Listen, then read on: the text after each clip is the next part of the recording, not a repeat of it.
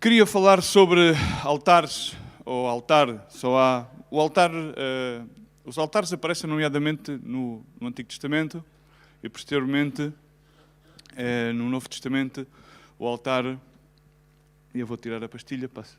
O altar no Novo Testamento é sinónimo da cruz. É sinónimo da cruz porque o altar é um lugar de adoração, mas é um lugar de consagração e era sempre um lugar de sacrifício. Significa que não há adoração sem sacrifício e não há consagração sem sacrifício. O primeiro missionário, o primeiro chamado por Deus era um homem duro que se chamava Abrão e passou-se a chamar Abraão. Saiu da terra dos seus pais, dos caldeus. Era um homem que, enfim, a sua religião era um idólatra e adorava imagens, mas o Senhor disse-lhe que ele saísse da sua casa, da sua terra e da sua parentela, e ele assim saiu. E quando o chamou, começou-lhe, não lhe deu direção para onde é que ele ia. Disse-lhe: bom, Arão, sai da tua casa, sai da tua terra e sai da tua parentela. E depois Abrão, na sua vida, edificou diferentes altares em diferentes lugares. Todos eles têm um simbologismo bastante afincado e todos eles estão, de certa maneira, posteriormente espelhados em Jesus. Mas queria ler em Provérbios 28, 2, porque os altares, eu digo sempre a grande diferença entre Abraão e Ló é que Abraão montou altares e Ló montou barracas, tendas, mas eu costumo chamar barracas, porque na nossa gíria portuguesa costumamos dizer que há muita gente que gosta de montar a barraca. E infelizmente também no seio da igreja, no seio dos ministérios, há muita gente que monta barracas. Pensam eles que montam tendas ou que montam altares, mas na realidade aquilo que montam é uma barraca, porque também a palavra de Deus nos faz uma alusão à tenda, pois estenda as tacas da tua tenda, afirma as tacas, nomeadamente através do profeta Isaías. Mas a grande diferença entre Abraão e Ló foi que Abraão sempre edificou altares e Ló estava muito preocupado com as suas tendas e, ao fim e ao cabo, Ló, quando houve a separação, nomeadamente entre Ai e Betel, quando já Abraão edifica altar em Betel, então aí Ló escolhe, porque Abraão não quis contender com Ló, então deu-lhe a escolher para onde é que ele queria ir e ele optou ir para as campinas reverdejantes perto de Sodoma e Gomorra, porque era um homem natural, e então, como era um homem natural, aquilo que ele via era aquilo que estava bom a olho e terminou, depois, como todos vocês devem saber ou sabem, terminou mal. Provérbios 28, 2, e vou ler da Bíblia, da versão para todos. Por causa da transgressão levantam-se muitos príncipes no seio do caos, da desordem e da calamidade de cada homem. Perdão, estou a ler 28:6, estou a ler o 28:2. Ok, 28:2. Por causa da transgressão de uma terra são muitos os seus príncipes, mas pela virtude dos homens prudentes e entendidos, ela subsistirá por longo tempo. Outra versão bíblica diz que quando um país está num caos, todos têm um plano de ação, mas para resolver as coisas é necessário um líder de visão. Nomeadamente, lendo Provérbios 28, 2 no livro, diz: numa nação em que a maldade se multiplica, muitos aparecem para dirigi-la, mas só com chefes honestos e experimentados haverá estabilidade. Lendo Provérbios 20, verso 6, gostaria de ler estes dois provérbios, simplesmente um com várias versões e outro não, para dar aqui seguimento e alguma base. Diz que por causa da transgressão levantam-se muitos príncipes, no seio do caos da desordem e da calamidade, cada homem proclama a sua bondade, mas homem fiel, quem o encontrará? Gosto muito da versão da Reina Valera que diz: homem de verdade, quem o encontrará? Homem de verdade, quem o encontrará? Obviamente hoje estamos aqui entre nós vários responsáveis, pessoas que são líderes neste ministério, e eu não podia deixar de aproveitar para para trazer uma palavra que viesse de encontro à situação na qual vivemos. Não, mas muitas das vezes as pessoas dispersam-se muito à situação na qual vivemos, do Covid, do pós-Covid, da crise que se avizinha nos próximos anos. Não. Temos que ver a situação na qual nós vivemos pessoalmente, nós com o Senhor, como servos de Deus e com a visão que recebemos da parte de Deus neste ministério, não é? Então diz que quando tudo está num caos, enfim, amontoam-se príncipes, amontoam-se... Mas é preciso homens, uma versão diz homens honestos e outra versão diz homens com visão. E a honestidade é a chave sobre tudo. Eu agora venho de uma viagem muito complexa, muito complicada, mais uma, desagradável, em que vê-se a capacidade entre edificar e destruir. E os altares, nomeadamente, edificavam-se, e muitas das vezes, quando se deixava de fazer uso da prática do altar, seja de continuamente ir, nomeadamente no Antigo Testamento, era fazer os sacrifícios, nomeadamente quando era o tempo do sacrifício, aquilo que acontecia era quando o povo era dominado por outros impérios, como o Império Babilónico, o Império Persa, etc., então aqueles altares eram totalmente conspurcados. E isso acontece na vida das pessoas. Quando nós queremos edificar um altar a Deus, ou queremos dizer, eis aqui, Senhor, eu sirvo-te, envia-me a mim, leva a tua glória às nações, e começamos a edificar altares para o Senhor, e não pesamos bem o custo do que é levantar um altar para o Senhor, edificar um altar para o Senhor e manter o fogo num altar continuamente aceso, quando o altar não está em uso, nomeadamente aquilo que acontece é que os altares depois a seguir começam a ser conspurcados. Esta é a palavra correta, porque aqueles altares que foram uma vez edificados por homens como Abraão, depois provavelmente muito posteriormente, cada vez que foram tomada a terra, depois foram conspurcados por outros povos e utilizados por formas vãs. E assim também acontece nas obras e na obra que Deus nos deu. Muitas das vezes nós vamos edificar um altar, vamos edificar uma obra, começamos a edificar uma obra, e há duas maneiras de edificar a obra. Há uma maneira de edificar a obra de acordo ao nosso próprio coração. E outra coisa é de acordo com o coração de Deus. E a maneira que vamos edificando a obra, diz a palavra do Senhor, quando nos Coríntios começavam a comparar Paulo com Apolo e com Cefas, Paulo termina a dizer-lhes que um é o que rega, um é o que planta, um planta, outro rega, mas Deus é quem dá o crescimento. E dizia depois que a obra de cada um será provada como por fogo, ainda que esta se queima, este se salvará. Então todas as obras são provadas por fogo, e tudo aquilo que não provém de fé será dizimado, e aquilo que provém da fé permanecerá. Mas temos que entender uma coisa, é que a obra são as pessoas. Eu neste ministério, às vezes, aquilo que eu entendo é que as pessoas que servem a Deus e estão em liderança, são líderes, esquecem-se de uma coisa principal. Os meios, os veículos, as estruturas, estas coisas que são físicas, estes aparelhos, que podem ser melhores, que podem ser piores, tudo isto é passageiro. Mas aquilo que é perene, que é eterno, aquilo pelo qual Jesus Cristo entregou a vida, são as pessoas. E às vezes, ou seja, tu chegas a sítios e dizes, ok, não, é que a obra tinha... Mas quando tu chegas a um sítio em que já nem coisas nem pessoas, então já apaga e vamos-nos. Porque o pior é realmente quando tu vês que as pessoas são totalmente dizimadas. Dizimadas porque perdem a visão, não têm líderes que governam com visão, que tenham um coração entregue, honesto para servir. Sim, podem cometer erros, mas é a essência do seu coração.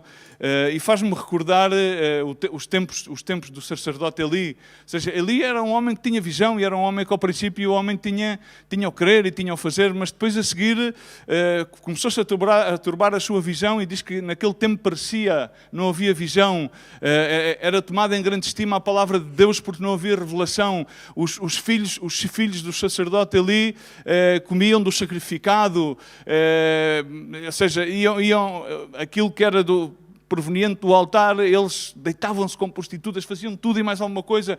Então, e aquilo era uma afrenta, e diz a palavra do Senhor que os filhos de Eli eram como filhos de Belial, que não conheciam a Deus. Não conheciam a Deus.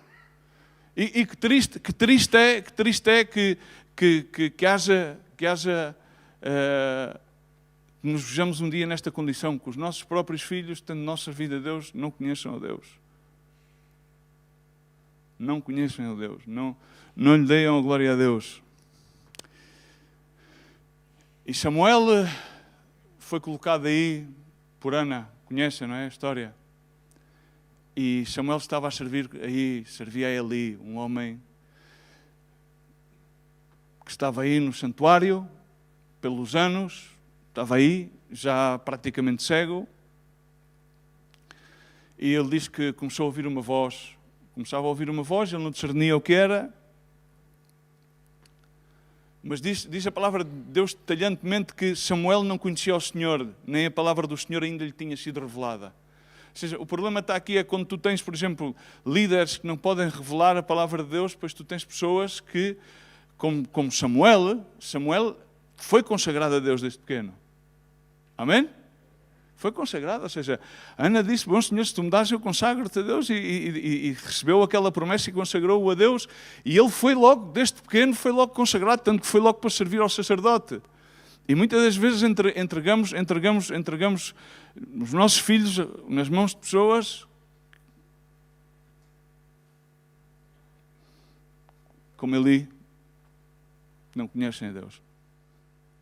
Conhecem as dinâmicas, conhecem em inglês diz-lhe a palavra aos gimmicks. Os gimmicks sabem fazer as entradas, as saídas, sabem dizer o aleluia, sabem fazer as histórias pseudo-religiosas e sabem aparentar, sabem rir, sabem chorar.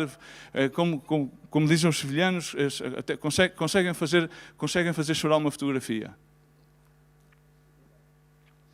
Conseguem fazer chorar uma fotografia, mas não conhecem a Deus. Mas assim, nomeadamente, Ana cumpriu, e assim também devemos de cumprir, porque quando nós entregamos as nossas vidas ao Senhor, temos de estar onde Deus está, independentemente daquilo que haja ou que deixe de haver, porque a obra é sempre do Senhor. E ali ouviu que Samuel dizia que ouvia uma voz que se dizia Samuel, Samuel. E a terceira vez que lhe pergunta a Eli isto, então Eli parece que de repente desapertou-lhe lá o seu sentido espiritual, lá no mais íntimo, e disse-lhe, olha, tu agora a próxima vez que ouvires, tu dizes, eis aqui que o teu servo escuta. E foi assim que Samuel, quando ouviu Samuel disse, fala porque o teu servo ouve. E então disse-lhe o Senhor a Samuel, eis que vou fazer uma grande coisa em Israel, a qual fará tenir ambos os ouvidos a todos aquilo que ouvir. Amém? E a questão é que nós temos que entender que Deus vai fazer tenir os ouvidos a todos aqueles que queiram ouvir. A todos aqueles que estamos aqui, que queremos ouvir a voz de Deus, Ele vai fazer-nos tenir os ouvidos. Ele vai nos avivar os nossos sentimentos, mas não são os sentimentos humanos, senão Ele vai avivar-nos a nossa sensorialidade espiritual. Vai nos fazer ver coisas que não provêm da nossa visão natural, mas sim da visão espiritual. Vai nos fazer refocar o nosso coração, porque quando o nosso coração estiver, aí está o nosso tesouro, e muitas das vezes o nosso coração não está bem ubicado. Ele vai restaurar a nossa vista, a nossa visão espiritual, porque muitas das vezes ela encontra-se cega. E se um cego dirige a outro cego, caem os dois no mesmo buraco. E isso é o perigo. Quando tu te encontras numa situação em que tu tens que governar pessoas e podes te encontrar numa situação de ceguez, tu vais a liderar as pessoas para dentro de um buraco, porque tu estás aí para dentro de um buraco o qual tu não vês. E podes ter 1000 razões e mil argumentos e 1000 circunstâncias, tu vais defender aquilo que é teu, mas tu não te estás a expor à ação do Espírito Santo. Por isso é que é muito importante que eu faça esta pergunta: o que é que vês e como é que o vês? O que é que vês e como é que o vês? Entendamos que aquela geração de Eli, eles viram coisas tremendas, viram prosperidade, eles viram tudo corria bem. Mas tudo isso não lhes redundou para nada. No nosso meio nós já vimos muitas coisas. A nossa pergunta tem que ser, tudo aquilo que eu vi, tudo aquilo que eu experimentei, o que é que vai redundar? Será que vai redundar pela glória de Deus? Ou vai redundar no quê? Porque Deus procura homens e mulheres que sejam sensíveis à necessidade dos outros. Jesus olhava para as multidões e dizia que as via como ovelhas sem pastor. Um dos maiores perigos que existe na liderança é olhar para as pessoas e vê-las com desencanto e pensar, olha, não valem para nada. E tu dirás, e se Deus olha para ti, será? Imagina se Ele pensasse da mesma maneira que tu pensas. Para que é que eu sirvo? Para que é que eu valo? Grande valor, enorme valor temos, porque na realidade Ele deu a sua vida por nós. Amém? Ele deu a sua vida por nós. E muitas das vezes aquilo que fazemos é tratar de provar a mão de Deus nas nossas vidas, fazendo coisas na obra, coisas materiais, para mostrar que Deus está connosco. E então tomamos nós o lugar de Deus. O que é que fez Abraão? E vou à história de Abraão. Quando Abraão viveu a disputa que está em Gênesis 13, eu vou só contar uma história para que vocês não... E depois vocês vão corroborá-la mais tarde na Bíblia, na vossa Bíblia em casa. Dizia que havia uma disputa entre os pastores de Abraão e os pastores de Ló. Estavam os dois a disputar. Uns com os outros por causa da quantidade que tinham de terra e da quantidade de gados. Havia chamamos-lhe aos termos gerais de hoje em dia, havia uma disputa geopolítica. Queriam mais território, queriam mais... E então Abraão foi ter com Ló e disse, olha, Ló, vê tu com os teus pastores que eu não quero que haja uma disputa entre nós, não quero que exista desacordo entre nós, os terrenos que vocês querem. E então diz que Abraão foi para Hebrom, onde edificou um altar, e Hebrom significa aliança, significa amigo, significa comunhão. E este foi o terceiro altar que Abraão edificou. E aí foi Ló, relativamente foi para as campinas reverdejantes que estavam perto de Sodoma e Gomorra, e terminou Ló com toda a sua família em Sodoma e Gomorra. Amém? Estamos cá? E Abraão escolheu então ir para uma terra que era uma terra inóspita. Hebrom ficava nas montanhas, uma terra onde não havia nada verde, era tudo seco, não havia poços, não havia nada atraente. Não havia nada atraente. Mas aí foi. Abraão seria um homem com visão ou sem visão? Ou seja, ele não escolheu, disse, escolhe tu. E depois foi para uma situação aparentemente muito pior que a do outro, não é? O outro foi para um sítio onde havia um rio excelente, havia uns pastos verdes excelentes, e ele foi para lá, pois, para que fosse mais próspero, não é?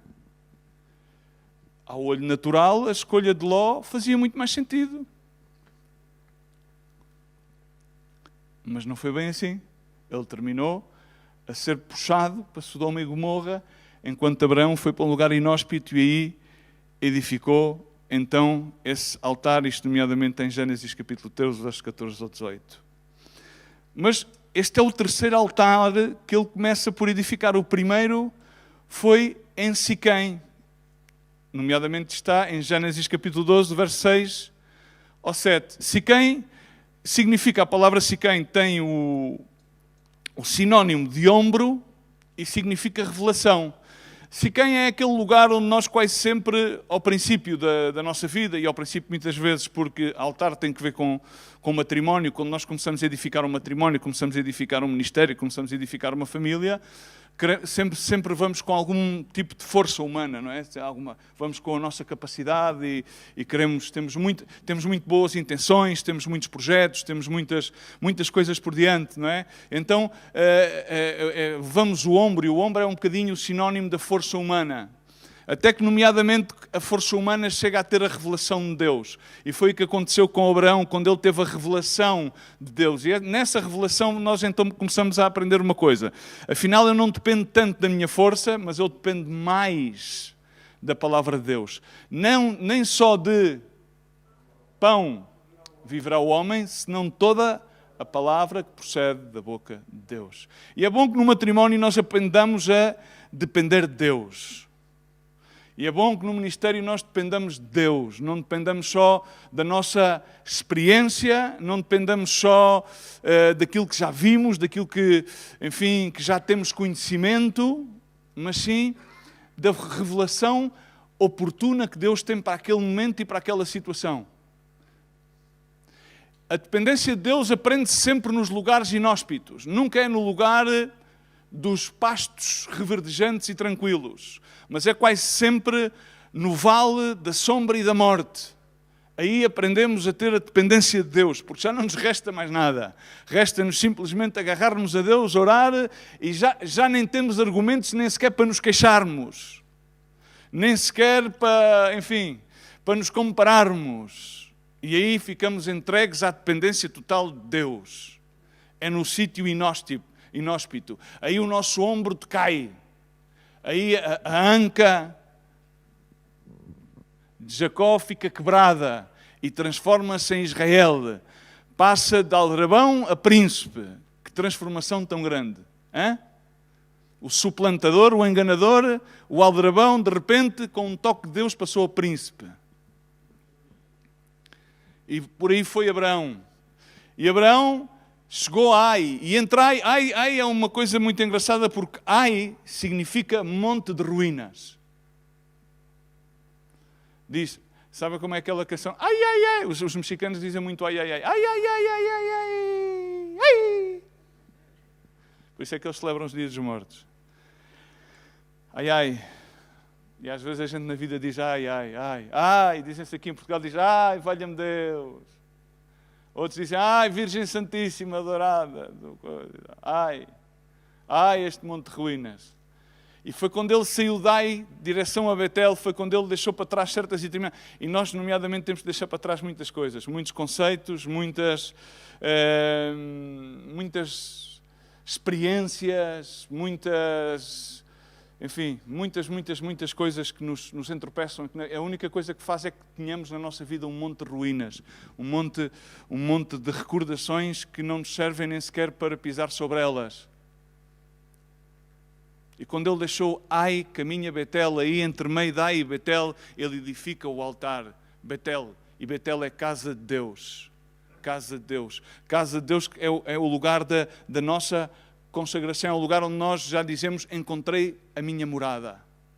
Encontrei o lugar ao qual pertenço. Esta é a casa do meu Pai. Como dizia o salmista, por longos dias permanecerei, quando termina por escrever o Salmo 23. A sua bondade e a sua benignidade me seguirão por largos dias. Na sua casa habitarei. Na casa de Deus, nesse altar onde nós podemos estar confiados. Onde é que eu procurarei o meu socorro, o meu auxílio, levantarei os meus olhos ao céu. Daí é onde vem o meu socorro e o meu auxílio. Não é daquilo que me rodeia. E nesta viagem vi uma vez mais isto, vi como as pessoas têm a tendência sempre a ficar no altar do Siquém e não no altar de Siquém ficam sempre na primeira plataforma.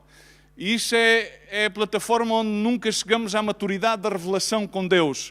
Ficamos sempre na parte do ombro, sempre fazendo as coisas pelas minhas forças, sempre tratando de fazer as coisas para justificar-me a mim mesmo. É porque há uma coisa que invadiu os nossos corações. E vou falar uma palavra, não sei se é de 500 paus, ou se é de 500 euros, ou se é de 1000.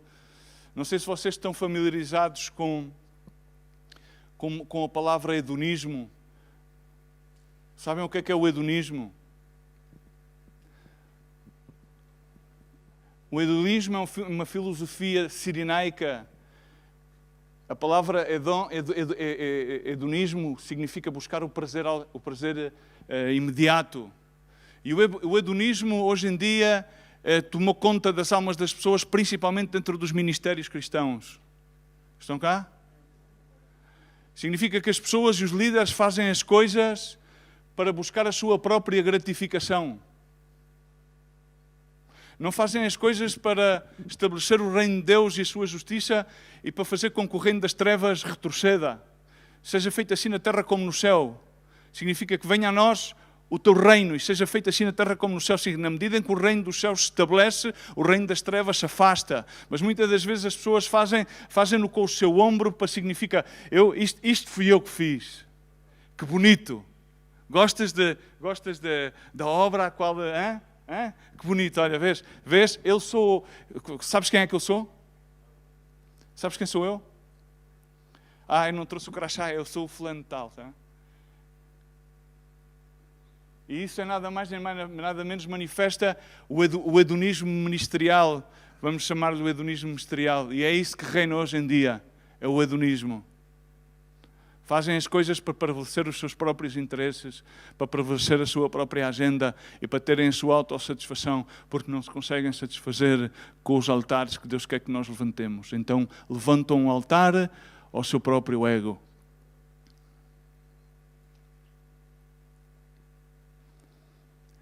Sim, no ministério sim, no casamento também. Porquê é que fracassam tantos casamentos hoje em dia?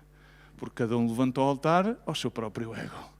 E então aquilo é a guerra de 2 bonecos Michelin lá em casa. E depois aquele que consegue mais é como aquela guerra aqueles bonecos chineses, assim muito gordos, até com um rebola.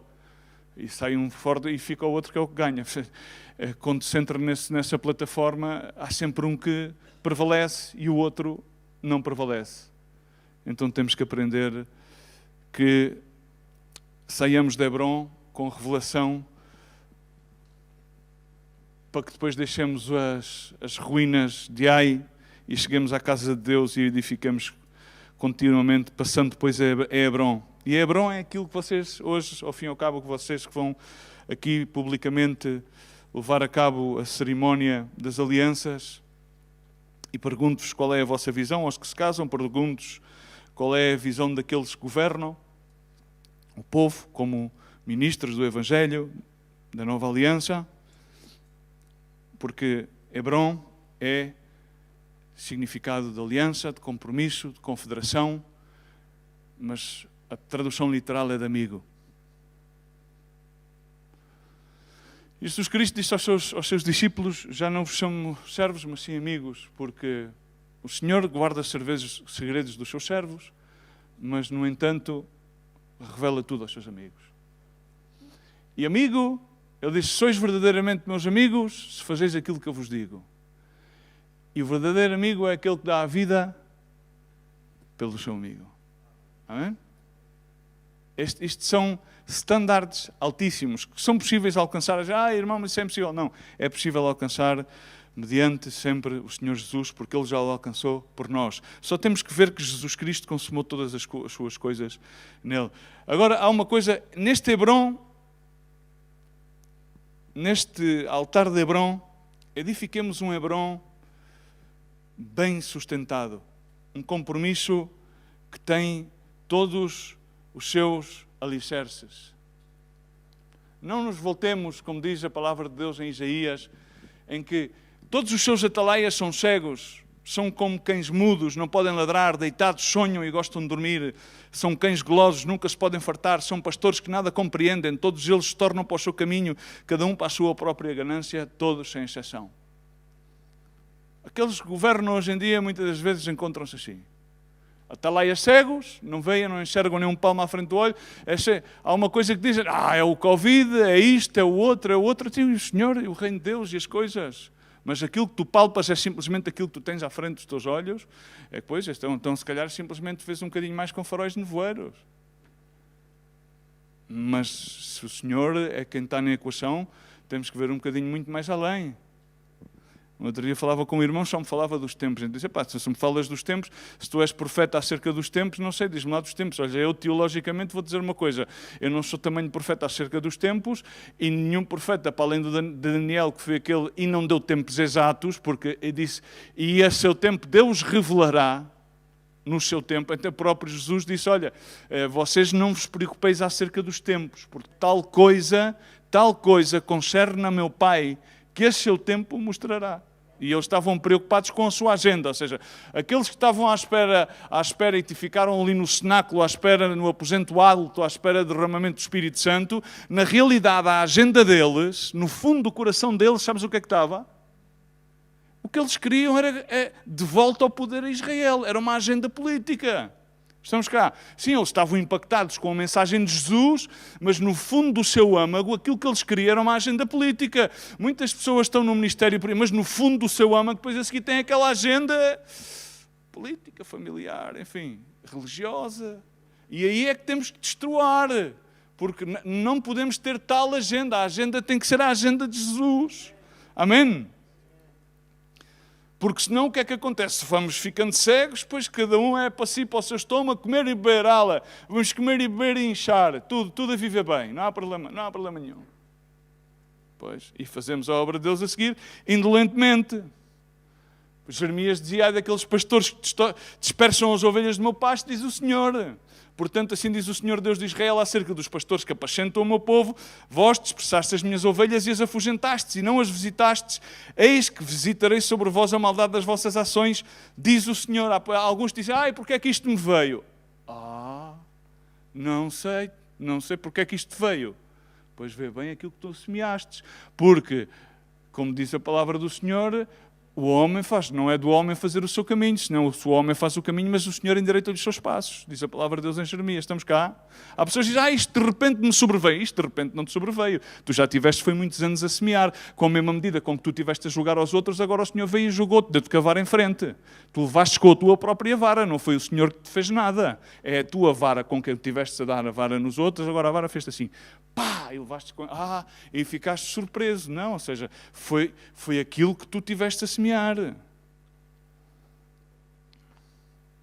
próprio Jeremias diz a palavra do Senhor que ovelhas perdidas têm sido o meu povo, os seus pastores as fizeram errar, fizeram-nas voltar aos montes. Há pessoas que dizem, é que eu não tenho pessoas. Não tens pessoas? Pois é que a obra são as pessoas. Então, mas tu ocupas-te em cuidar as pessoas ou em classificar as pessoas? Vamos cá? O que é que nos ocupamos? Em classificar pessoas ou cuidar das pessoas?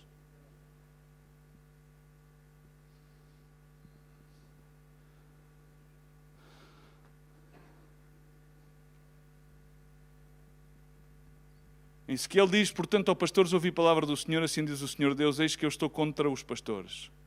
Das suas mãos requererei as minhas ovelhas e farei que eles deixem de apacentar as ovelhas, de sorte que não se apacentarão mais a si mesmos. Livrarei as minhas ovelhas da sua boca, para que não lhes sirvam mais pastores. Vamos cá? É o reverso. Isto acontece. Pois é. Acontece muitas vezes. Não, sabes, é que eu estou sozinho. Estás sozinho? A palavra de Deus diz que nós nunca estamos sós. Jesus diz, nunca estareis sós. Não sei se está escrito na tua Bíblia. Então, um cristão, ainda que ande por vale de sombra e morte, não te amará mal algum, não é?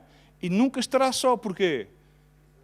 Porque Deus está... Agora, se tu já não estás com o Senhor, se estás na tua própria página, se tu estás a escrever a tua própria história, aí já não posso dizer nada, não posso julgar, não vou entrar por esses campos. Não estás sozinho, nós nunca estamos sós. Quando nós somos chamados, selados, preparados e enviados, nunca, jamais estamos sós. E aqueles mesmos padecimentos que nós padecemos, como diz a palavra de Deus, também outros irmãos ao redor do mundo sofrem esses mesmos e mais ainda. Então, temos que nos centrar em edificar os altares que são concernentes ao lugar onde Deus nos envia. Agora, estes 4 altares são uma figura que tem que ser edificados em cada vida, em cada lugar, porque eles são sempre os mesmos e são perenes. Estamos cá? Porque tem que haver sempre um altar no qual o nosso ombro sucumbe em prol da revelação, que é o altar de Siquém. Tem que haver sempre o altar de Betel, que significa aqui está plantada a casa de Deus. Tem que haver sempre o altar no qual é Hebron, significa aqui faço a minha aliança, confederação com Deus, para poder servir aos homens. E por fim, o altar de Moriá. Agora, Abraão, depois de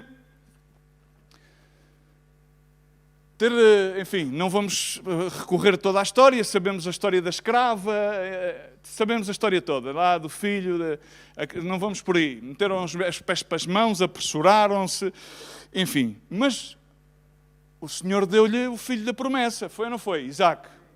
Agora tinha aproximadamente cumprido Isaac 12 anos, o seu bar mitzvah, e vem o Senhor e diz-lhe, bom, Abraão, compadre, estás porreiro? Hã? Tudo bem? Estás bem? O Isaac está bom? Está. Ok. Então agora vais fazer o seguinte, vais subir a Moriá, ao Monte Moriá, ok? E vais fazer um sacrifício, ok? E vais sacrificar a Isaac. Estás cá? Eu não sei o que é o teu Isaac. Não sei o que é o teu Isaac. Mas é melhor que sacrifiques antes que ele te peça. Ai, os meus meninos, o que é que vai ser deles? Os meus filhinhos. O que é que vai ser dos meus filhos? O que é que vai ser disto? O que é que vai ser do outro? Jesus foi o sacrifício do Cordeiro imolado, foi o altar total. Nele, na cruz do Golgota, colmataram os 4 altares, sendo que a figura de Moriá está naquela cruz do Golgota. O sacrifício supremo, por amor. Abraão, o que é que ele fez? Começou a discutir com Deus, a fazer negócios. Não, pá, Senhor, porque é que... Olha lá, eu vou, mas arranjo outro, o filho da escrava, levo lá, fazemos aqui uma substituição, fazemos uma festa. Não, ele agarrou, preparou e diz ao jovem, disse ao mancebo, diz a palavra de Deus nesta versão João Ferreira de Almeida, disse ao mancebo, preparou tudo, até que o mancebo também já tinha razão, começou a questionar ao pai a quem é que eles iam sacrificar, porque eles estavam a preparar a lenha, estavam a preparar tudo, e o rapaz começa a olhar para o pai e diz, olha lá, então, mas agora quem é que a gente vai? Não temos cordeiro, não há nenhum cordeiro, não há nenhuma cabra, não há aqui nada, não há nenhuma vaquinha, não há ninguém, então agora como é que vai ser isto? Hã? Como é que a gente vai fazer aqui a história? Mas lá foi, e Abraão preparou a Isaac, e estava já ele ali com... o Isaac ali na pedra, com a faca na mão, quando o Senhor o deteve, veio o anjo, diz a palavra de Deus, Jesus, e o deteve e proveu cordeiro. Amém? A figura de Jesus Cristo. Estamos cá? E este é o Moriá.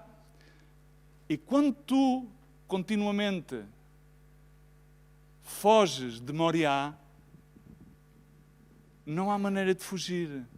Porque não podes fugir jamais da mão de Deus. Estás cá? Não podes fugir, por muito manipulas. Por manipulas os tempos, as circunstâncias, não podes fugir.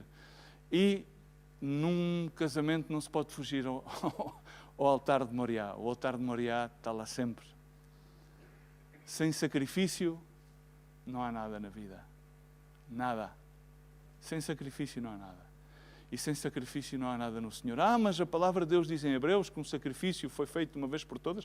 Claro que foi feito por uma vez por todas. Mas depois ele diz, em Romanos, diz Paulo, que nós apresentemos o nosso corpo como sacrifício racional, vivo, santo e agradável a Deus. Então significa que as nossas palavras são provadas. A primeira coisa é quando nós temos filhos, agarramos os nossos filhos e levamos ao altar do Senhor e dizemos, bom Senhor, venha apresentar-te os meus filhos. Depois a seguir o Senhor um dia vem mais tarde, bom, então agora dá cá os mancebos, vá, bute. Então não me os entregastes? Mas o Senhor e tal, eles têm os seus... Pois, tu verás como é que os governastes. Aí estás tu, como é que governaste os teus filhos, como é que tu governaste o teu povo, como é que os governaste com revelação, sem revelação, com cegueira, sem cegueira. Em 1 de Pedro capítulo 5, verso 2 ao 7, e leio da Bíblia a mensagem, diz: esta é a minha preocupação, que vocês cuidem do rebanho de Deus com todo o cuidado de um pastor, não porque são obrigados. Alguns chegam ao ponto de dizer, bom, eu faço isto porque tenho que fazer, ou por inércia, mas porque desejam agradar a Deus, não calculando o que vão ganhar com isso, mas agindo com espontaneidade, não como mandões, dizendo aos outros o que fazer, mas apontando o caminho com toda a gentileza. Quando Deus, que é o melhor dos pastores de todos, manifestar ao mundo o seu domínio, Ele verá que vocês agiram corretamente e não economizará elogios. E vocês que são mais jovens devem seguir os seus líderes. Mas todos vocês, líderes e liderados, devem ser humildes uns diante dos outros, pois Deus é contra os orgulhosos, mas tem prazer nas pessoas simples. Portanto, contentem-se com o que são e não empinem os vossos narizes. A mão de Deus é forte e está sobre vocês. Ele vos exaltará no tempo certo. Vivam livres da preocupação na presença de Deus, que Ele toma conta de vocês. Como é que nós, pais, pastores, como é que nós exercemos o nosso grau de paternidade, de pastoreio sobre as pessoas? Como? Jesus era o bom pastor e diz a palavra do Senhor em João 10, Ele deu a sua vida pelas ovelhas. Essa era a grande diferença. E isso foi o sacrifício em Moriá. Agora, estás disposto a esse sacrifício? Há muitas pessoas que necessitam do bom pastor, que é Jesus. Há muitas pessoas que necessitam de esperança, de salvação, necessitam de libertação. Há muitas pessoas que necessitam de homens, de mulheres que estejam dispostos a serem sensíveis, piedosos, a terem compaixão pelos demais.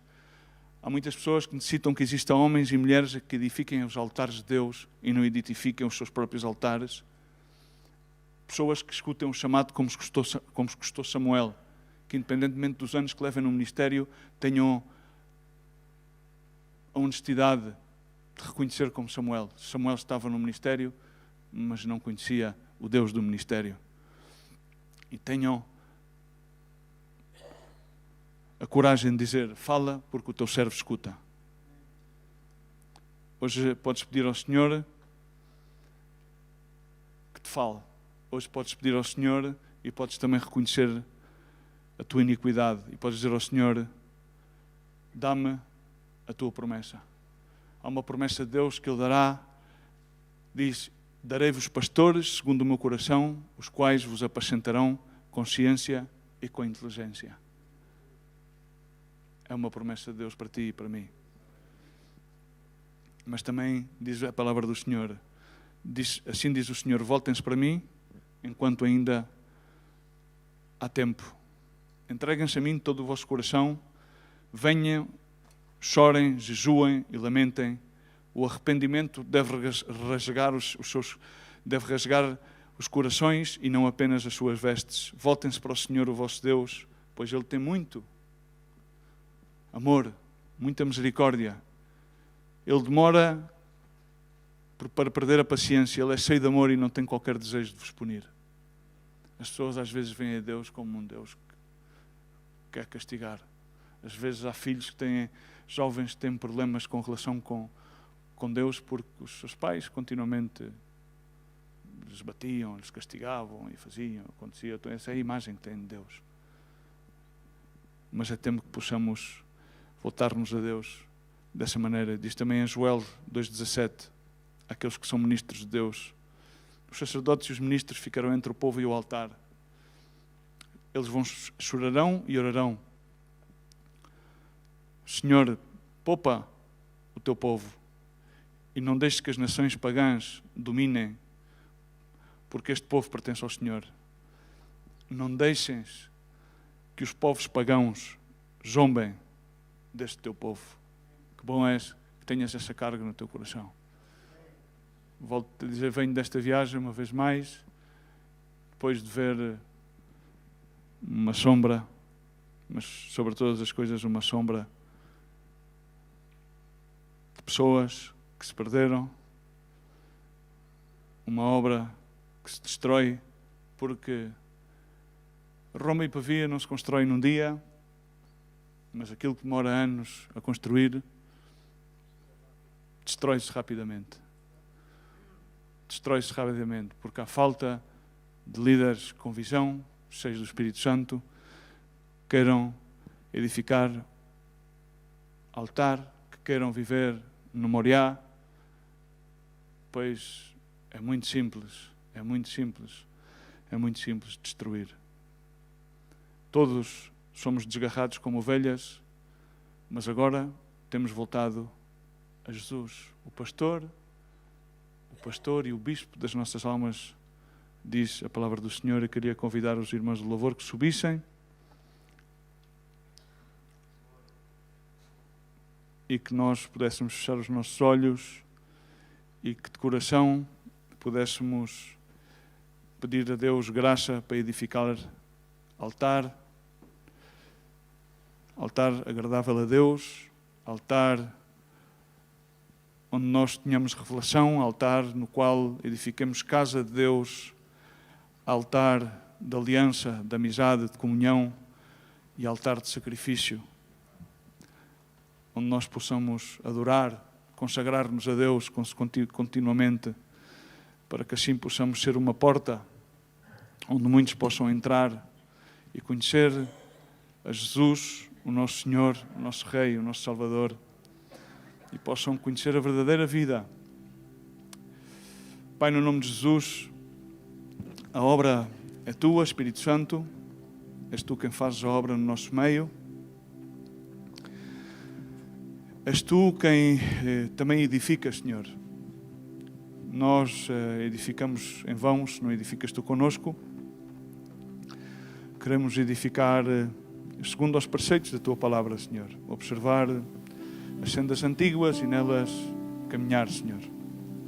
Queremos pedir da Tua graça, Senhor, para poder edificar altar de revelação, Senhor, onde possamos ter encontro pessoal contigo, Senhor. Senhor, altar no qual, Senhor, manifestemos que somos a Tua casa, Senhor. Esse altar de Betel precioso, Senhor, onde habitamos juntamente com os irmãos, essa comunhão santa e agradável, Senhor. Altar, Senhor, onde fazemos aliança, onde fazemos compromisso, Senhor, contigo, Senhor. E também, Senhor, com aqueles que Te servem, Senhor, para que o Teu reino, Senhor, se estabeleça nesta terra, Senhor, e as trevas se dissipem, Pai. Onde temos aí comunhão entranhável com os santos, Senhor, e onde podemos adorar-Te e servir-Te, Senhor. E, Senhor, e sobre todas as coisas, conforme Tu fostes aí ao sacrifício, ao Golgota, a esse Moriá, Senhor, nós estejamos também, Senhor, sempre diante desse altar, Senhor. Senhor, esse altar que é o altar do sacrifício, Senhor, o altar da adoração, Senhor, o altar da oração, Senhor, que o possamos edificar também a cada dia, Senhor. Dá-nos essa graça. E peço essa graça, Senhor, também para aqueles que hoje vão aqui, Senhor, celebrar, Senhor, aliança diante de Ti. Senhor, que Tu os abençoes, Senhor, que Tu lhes dês a graça de edificar contigo, que sejas Tu o elo central, Senhor, que sejas Tu a pedra angular, Senhor, dessa família, Senhor. E que nada, Senhor, que se levante contra eles possa prosperar, senão que Tu sejas aquele que faz a obra. Nesta manhã Te rendemos honra e glória, Senhor, e pedimos que Tu faças a obra no nosso meio. Senhor, repreendemos a Satanás, proclamamos o Teu senhorio e a Tua majestade, Senhor, que nos dês forças, que nos dês saúde, Senhor, para ver, Senhor, o Teu reino a ser estabelecido, Senhor, e o reino das trevas a ser dissipado. Senhor, assim que nesta manhã honramos o Teu nome, Senhor, para a Tua honra e para a Tua glória, no nome de Jesus. Amém e amém.